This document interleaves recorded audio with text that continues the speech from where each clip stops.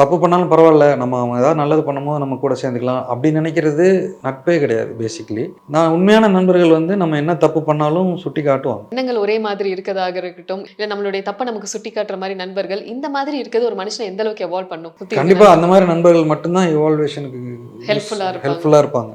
Evolve ஆகணும்னா நம்மள வந்து எந்த ஒரு பயாஸ்டாவும் யோசிக்காம, நம்ம தவறு பண்ணோம்னா அத முதல்ல சுட்டிக்காட்டுற மாதிரி சுட்டிக்காட்டுற நண்பர்கள் தான் நமக்கு இருக்கிறது. வளர்றதுக்கு உதவுவாங்க. நம்மள வாழ வாழ வைப்பாங்க.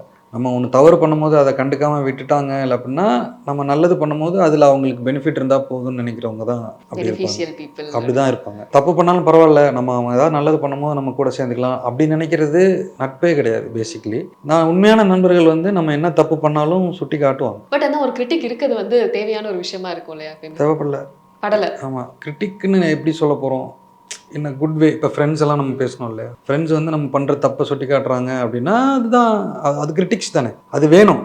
ஆனா உங்களோட பர்சனல் இதுக்கு வந்து நீங்க தான் கிரிட்டிக். நேத்த விட இன்னைக்கு நீங்க எவ்வளோ பெட்டரா இருக்கீங்கங்கிறது தான் நம்மளோட லைஃபோட growth. மத்தவங்கள விட எப்படி பெட்டரா இருக்கும் அப்படின்னு யோசிக்கிறது இல்ல. Periyar Maniammai Institute of Science and Technology, Tanjavur. ECE with specialization in AI and ML, IoT, robotics, and industrial automation.